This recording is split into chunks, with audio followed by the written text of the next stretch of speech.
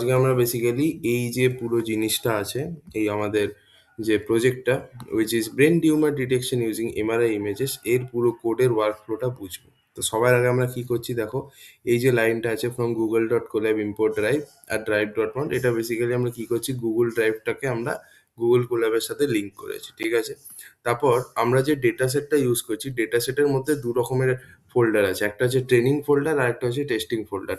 তো ট্রেনিং ফোল্ডারের যে পাথটা সেটা আমি ট্রেন ভ্যারিয়েবলের মধ্যে স্টোর করলাম, আর টেস্টিং ফোল্ডারের যে পাথটা আছে, মানে যে ফোল্ডারটার মধ্যে টেস্ট করার জন্য ইমেজেসগুলো আছে, সেই ফোল্ডারের পাথটা আমি এখানে টেস্ট ভ্যারিয়েবলের মধ্যে স্টোর করলাম। ওদের মেনলি কাজ হবে এই ট্রেনিং এর উপরে, বিকজ আমরা ট্রেনিং ফোল্ডারটাকে ইউজ করি মেশিন লার্নিং এর যে মডেলটা আছে সেটাকে আমরা ট্রেন করব। আচ্ছা, এবার আমরা যে মডেলটা ইউজ করে ট্রেন করছি, মানে যে আর্কিটেকচারটা ইউজ করছি সেটা হচ্ছে ResNet 50, এবং সেটার জন্য আমরা বেসিক্যালি টর্চ লাইব্রেরি ইউজ করছি, বিকজ টর্চের মধ্যে আমাদের ResNet 50 আছে।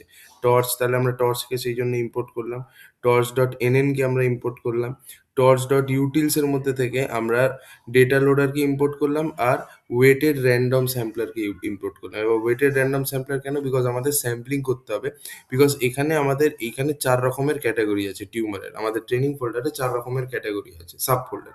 একটা হচ্ছে আপনার নর্মাল মানে নো টিউমার, একটা হচ্ছে গ্লিওমা, একটা মেনিনজিওমা, আর একটা পিটুইটারি। এই 4 রকমের ফোল্ডার আছে। এবার সমস্যাটা কি হচ্ছে, এই 4টে ফোল্ডারে কিন্তু ইকুয়াল নাম্বার অফ ইমেজেস নেই। হয়তো কোনো ফোল্ডারে বেশি ইমেজ আছে, কোনো ফোল্ডারে কম ইমেজ আছে। মানে ফর এক্সাম্পল ধরে নিচ্ছি নো টিউমারে বেশি ইমেজ আছে, পিটুইটারিতে আমি ধরছি নো টিউমারে 1000টা ইমেজ আছে, পিটুইটারিতে 500টা ইমেজ আছে, গ্লিওমাতে 100টা ইমেজ আছে। তো এরকমভাবে কি হচ্ছে না, কোথাও বেশি ইমেজ আছে, কোথাও কম ইমেজ আছে। এর জন্য কি হচ্ছে, মডেলটা না বেসিক্যালি বায়াসড হয়ে যাবে, যে টাইপের বেশি ইমেজ পাবে সবসময় সেটাকেই বলতে থাকবে। ফর এক্সাম্পল আমি যদি ধরি নো টিউমারে বেশি ইমেজ আছে, তো সব ম্যাক্সিমাম টাইমে কিন্তু তাহলে মডেল নো টিউমারই প্রেডিক্ট করবে টেস্টিং এর সময়। কেন? বিকজ ও ম্যাক্সিমাম নো টিউমারের ইমেজ দেখেছে। সেই জিনিসটা যাতে না হয়, যাতে ও 4টে ক্যাটাগরিকে ইকুয়াল প্রায়োরিটি দেয়, ঠিক আছে, 4টে ক্যাটাগরিকে লার্নিং এর সময় যাতে বারবার দেখতে পায়, সেই জন্য আমরা স্যাম্পলিং করছি। আর স্যাম্পলিং এর কোন মেথডটা ইউজ করছি, ওয়েটেড র্যান্ডম স্যাম্পলার। মানে দেখো বেসিক্যালি আমাদের যে ট্রেনিং ফোল্ডারটা আছে তার মধ্যে 4টে সাব ফোল্ডার আছে। একটা ফোল্ডারের নাম হচ্ছে নো টিউমার, যার মধ্যে যাবতীয় নো টিউমারের ইমেজেস থাকবে। আরেকটা ফোল্ডারের নাম হচ্ছে পিটুইটারি, যার মধ্যে পিটুইটারি টিউমারের যত রকমের ইমেজেস হয় সেরকম থাকবে। তারপর আরেকটা হয় হচ্ছে তোমার মেনিনজিওমা, মেনিনজিওমার মধ্যে মেনিনজিওমার টিউমারের যে কটা ইমেজেস থাকবে। আরেকটা হচ্ছে গ্লিওমা, ওখানে গ্লিওমার মতো দেখতে টিউমারের যে কটা ইমেজেস থাকবে।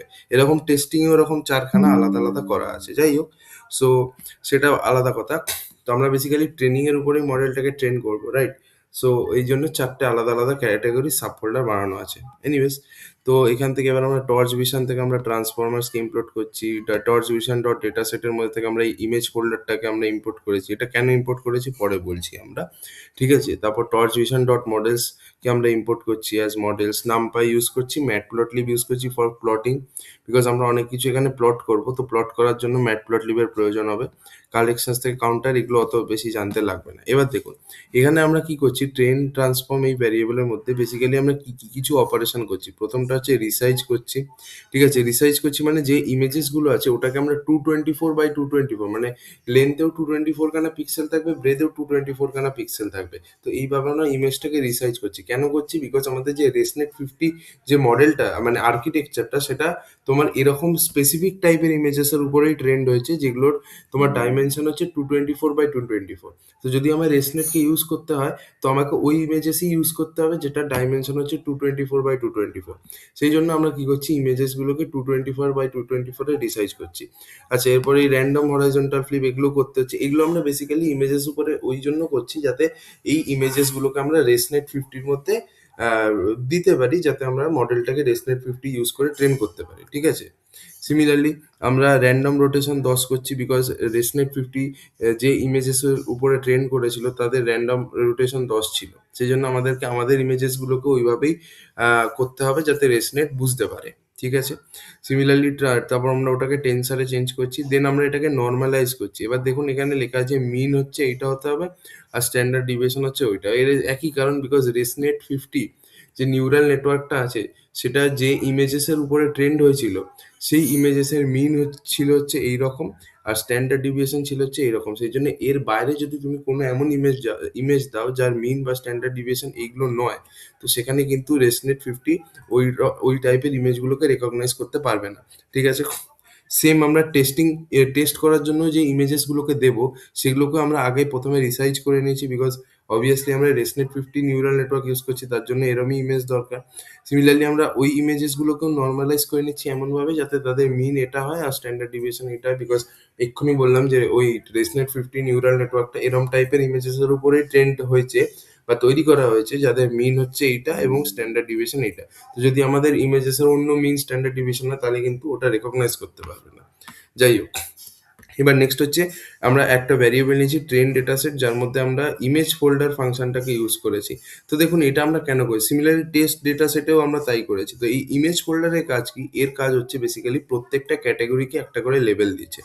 আপনি যদি এই জায়গাটাকে তুমি যদি খেয়াল করো তাহলে বুঝতে পারবে, লেখা আছে assign level to various category. সেই ইমেজ ফোল্ডার এই যে ফাংশনটা আছে এটার কাজ হচ্ছে বিভিন্ন ক্যাটাগরিকে এক একটা করে লেভেল দেওয়া। ফর এক্সাম্পল ধরো যদি নো টিউমার হয়, সেটাকে আমি জিরো জিরো লেভেল দিয়ে ইন্ডিকেট করছি। ঠিক আছে? সিমিলারলি আমি যদি ধরে নিই পিটুইটারি টাইপের টিউমার হয়, পিটুইটারি টিউমারের ইমেজেসগুলোকে আমি 1 দিয়ে ডিনোট করছি। সিমিলারলি যদি গ্লিওমা টাইপের টিউমার হয়, তো গ্লিওমা টিউমারের ইমেজেসগুলোকে আমরা 2 দিচ্ছি।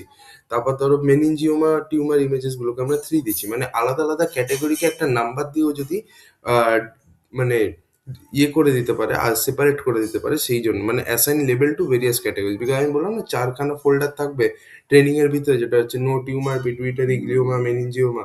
তো এখানে আমরা এক একটা ক্যাটাগরিকে এক একটা নাম্বার দিয়ে ডিনোট করছি। সিমিলারলি টেস্টিংও তাই, বিকজ টেস্টিংও ওরকম 4টে সাব ফোল্ডার আছে।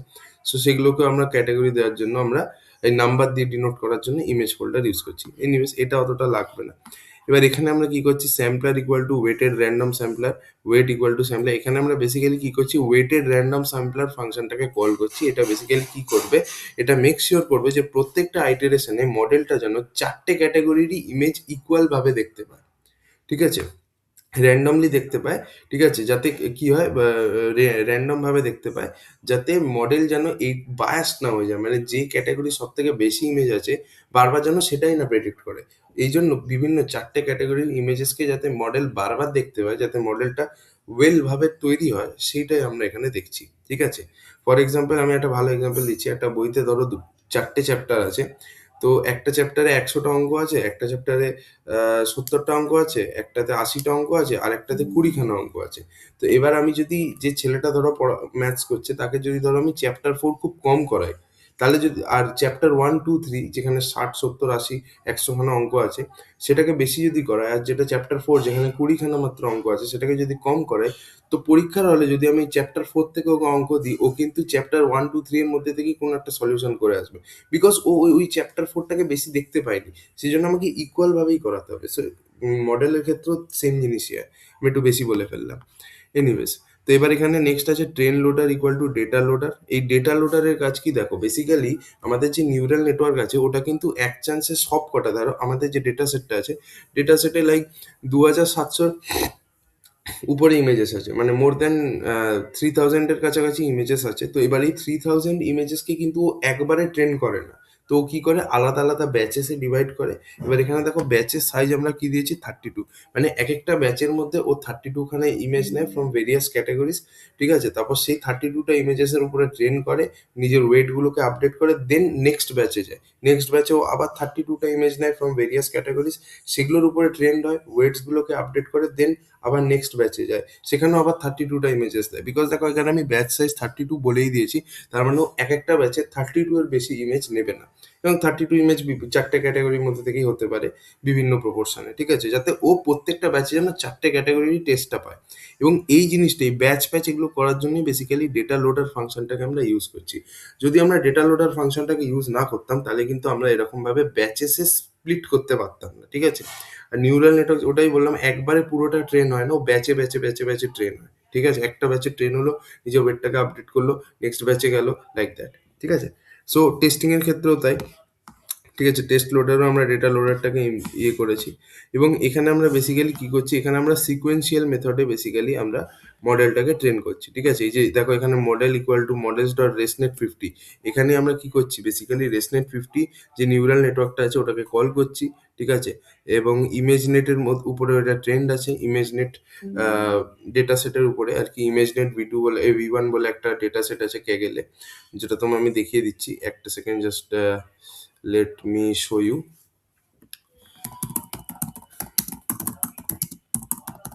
ঠিক আছে, দেখো ইমেজ নেট K1 এই যে ডেটা সেটটা আছে বেসিক্যালি তোমার এই ডেটা সেটের উপরেই তোমার কিন্তু নিউরাল নেটওয়ার্ক যেটা আছে রেসনেট 50, সেটা কিন্তু এর উপরেই তৈরি হয়েছে, এই ইমেজ নেট ডেটা সেট যেটা ক্যাগেলে তুমি দেখছো।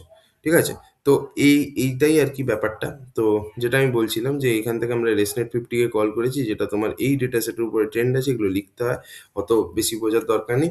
এবং আমরা সিকোয়েন্সিয়াল মেথডে আমরা ট্রেন করছি। ঠিক আছে, মানে লিনিয়ার মডেলে। তারপর আমরা রেলু ফাংশন ইউজ করছি ইনসাইড দি লেয়ার্স। ঠিক আছে, এবং ফাইনালি আউটপুটের জন্য আমরা কোন ফাংশন ইউজ করছি, আউটপুটের জন্য আমরা সফটম্যাক্স ফাংশন ইউজ করছি। মানে এই যে চারটে ক্যাটাগরির মধ্যে তো আমাকে কিছু দেবে, আইদার আমাকে বলবে তোমার ইমেজটা হচ্ছে নো টিউমার, নয় গ্লিওমা, নয় মেনিনজিওমা, নয় পিটুইটারি, এই চারটের মধ্যে আমার কোনো একটা অ্যান্সার দেবে। তো এইটা আমরা, ও তো আর এমনি এমনি দিয়ে দেবে না, তো তার পিছনে একটা অ্যালগোরিদম আছে আউটপুট লেয়ারে যেটা চলে, সেটা হচ্ছে সফটম্যাক্স ফাংশন। এটা হচ্ছে একটা প্রবাবিলিস্টিক বেসড অ্যালগোরিদম। ঠিক আছে, মানে ও ওই ইমেজটা দেখার পরে মনে হবে যে যে টাইপের ক্লাসের প্রবাবিলিটি সব থেকে বেশি হচ্ছে সেই ক্লাসটাকে ও মেনশন করবে। ফর এক্সাম্পল ইমেজে ওই অ্যালগোরিদম চালিয়ে লাস্টে দেখছে যে নো টিউমার হওয়ার প্রবাবিলিটি, চারটে ক্লাসেরই প্রবাবিলিটি আসবে, নো টিউমার হওয়ার প্রবাবিলিটি ফর এক্সাম্পল সব থেকে বেশি ধরে নিচ্ছি উইচ ইজ 0.75, তো ও নো টিউমার দেখাবে। ধরো অন্য কোনো একটা ইমেজে ও লাস্ট লেয়ারে সফটম্যাক্স লাগিয়ে দেখছে যে মেনিনজিওমা যেটা আছে, মেনিনজিওমা হওয়ার প্রবাবিলিটি সব থেকে বেশি উইচ ইজ 0.80, তো তাহলে ও তোমার ফাইনাল অ্যান্সারে দেখাবে যে মেনিনজিওমা। ঠিক আছে, তো এরকম ভাবে আর কি প্রবাবিলিটির বেসিসেও বলবে, যার যে ক্লাসের প্রবাবিলিটি ও সব থেকে বেশি পাবে সেটাকেই ও অ্যাজ এ আউটপুট দেখাবে। ঠিক আছে, যাই হোক, এনিওয়ে সেটা আউটপুট লেয়ারে সফটম্যাক্স ইউজ করছি। এনিওয়ে, তো এবার আমরা এখানে টর্চ ডট ডিভাইস ইউজ করছি, কুডা, এটা হচ্ছে জিপিইউ বেসড আমরা ট্রেনিং করেছিলাম। ঠিক আছে, এবার দেখো মডেলটাকে যখন আমরা ইভ্যালুয়েট করছি তখন আমরা মডেল কতটা লস করছে, মানে মডেল কতটা ভুল করছে সেটাও তো আমাকে ট্র্যাক রাখতে হবে। তাহলে তো বুঝতে পারবো যে মডেল কতটা অ্যাকিউরেট। যতটা ভুল করবে সেটাকে বাদ দিয়ে দিলে বাকিটা ঠিক করেছে। তো সেই ভুলটার জন্য আমরা বেসিক্যালি এই ক্রস এনট্রপি লস এই ফাংশনটা ইউজ করছি, যেটা বেসিক্যালি তোমার মডেল কতটা ভুল করছে ক্লাসিফিকেশনের সময় সেটা ও ইয়ে করছে। ঠিক আছে, এবং আমরা কিছু অপটিমাইজারও ইউজ করছি যাতে আমরা ফার্দার অ্যাকিউরেসিটাকে বাড়াতে পারি। সেই অপটিমাইজারটা হচ্ছে Adom optimiser. Adom optimiser use করে আমরা কি করছি, মডেলের অ্যাকিউরেসিটাকে যতটা সম্ভব বাড়াবার চেষ্টা করছি। এবং এখানে আমরা বেসিক্যালি কি করছি, একটা ইপকে ট্রেন করছি, বাট আমরা একটা ইপকে ট্রেন করার ফাংশন লিখেছি, বাট আমরা ইন জেনারেল মডেলটাই কিন্তু একের বেশি ইপকেই ট্রেন করেছি, সেটা এখানে দেখতে পাবে। দেখো ইভ্যালুয়েট দ্য মডেল, এখানে এই যে এখানে বেসিক্যালি আমরা ফাইনাল রিটার্নে আমরা দেখতে চাই টোটাল লস, মানে মডেলের টোটাল কতটা লস হয়েছে হ্যানা তেনা। এখানে দেখো ইপক্স ইকুয়াল টু 5 লেখা আছে, বাট আমি 5-এর অনেক বেশি ট্রেন করেছি। আমরা লাইক 20 ইপক্সের মতো মডেলটাকে আমরা ট্রেন করেছি, মানে 20টা আইটারেশনসে বারবার মডেলটা ট্রেনিং ডেটা সেটটাকে রিভাইজ করতে করতে গেছে ইন মাল্টিপল ব্যাচেস। ঠিক আছে, তো বেসিক্যালি আমরা এই ফর ইপক ইন রেঞ্জ ইপক, সেটা দিয়ে আমরা বেসিক্যালি 5টা ইপকের জন্য মডেলটাকে ট্রেন করেছি, এবং তারপরে আমরা ওটাকে আরো ট্রেন করেছি। ঠিক আছে, আরো এক্সট্রা আরো 5-10টা ইপক্সের জন্য আমরা ট্রেন করেছি। হয়ে যাওয়ার পরে যখন ওইটা হওয়ার পরে আমরা বেসিক্যালি মডেলের ইয়েগুলো দেখেছি, এই যে অ্যাকিউরেসির আমরা কার্ভটা বানিয়েছি, এই যে দেখতেই পাচ্ছ মডেলের অ্যাকিউরেসির কার্ভ।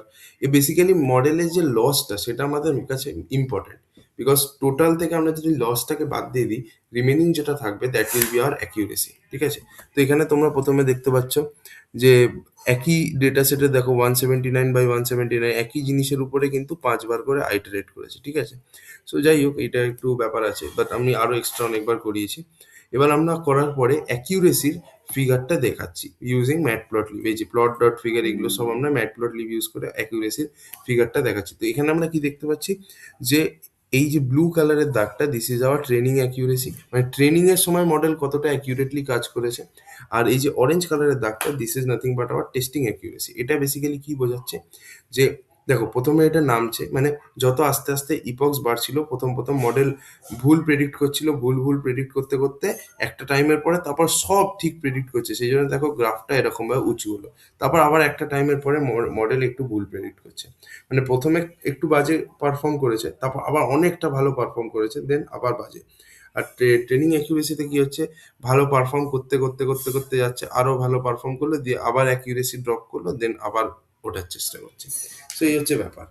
তো ভালোই এটা, বুঝতে পারছো? এই দেখো এখানে দেখো পিক যেটা আছে, পিকটা কোথায় গিয়ে টাচ করছে, দেখো 94.0 আছে, তার সাথে পিকটা টাচ করছে, তার মানে আমরা বলতে পারি যে ম্যাক্সিমাম টেস্টিং অ্যাকিউরেসি কত পেয়েছে, দ্যাট ইজ 94। দেখো তুমি গ্রাফ দেখেই বুঝতে পারবে, রাইট? সো এই হচ্ছে ব্যাপার। সিমিলারলি আমরা লসটাকেও দেখতে পাচ্ছি। দেখো লসে কি হচ্ছে, লস যত কম হবে মডেল তত ভালো হবে অবভিয়াসলি।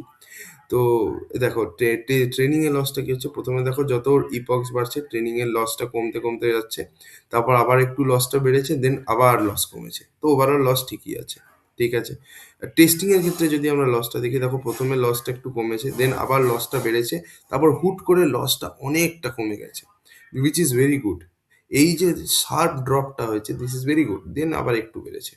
তো এটা হচ্ছে টেস্টিং লস। সিমিলারলি আমরা এবার এখানে দেখো এই কনফিউশন ম্যাট্রিক্সটাকেও আমরা বানিয়েছি। ঠিক আছে, ইউজিং দিস প্লট করেছি। দেখো এখানে যে ডায়াগোনাল ভ্যালুস গুলো আছে, ডায়াগোনাল ভ্যালুস আছে দেখো glioma 255, meningioma 281, no tumour 398, pituitary 290।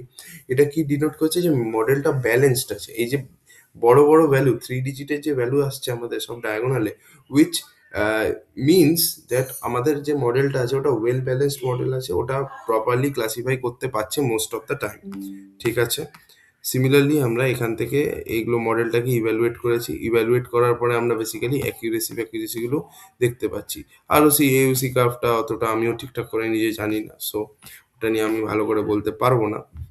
এই দেখো এখানে এইটা, এই স্কেল অ্যান্ড ম্যাট্রিক্স থেকে আমরা এই সব ইভ্যালুয়েশন ম্যাট্রিক্সগুলো নিয়েছি, accuracy score, precision, recall, F1, এবং সেগুলোকে আমরা দেখো এখানে দেখিয়েওছি। দেখো এই জায়গাটা দেখো অ্যাকিউরেসি 93.66, মানে 93% অ্যাকিউরেসি, প্রিসিশনও 93%, রিকলও 93%, F1 স্কোরও 93%।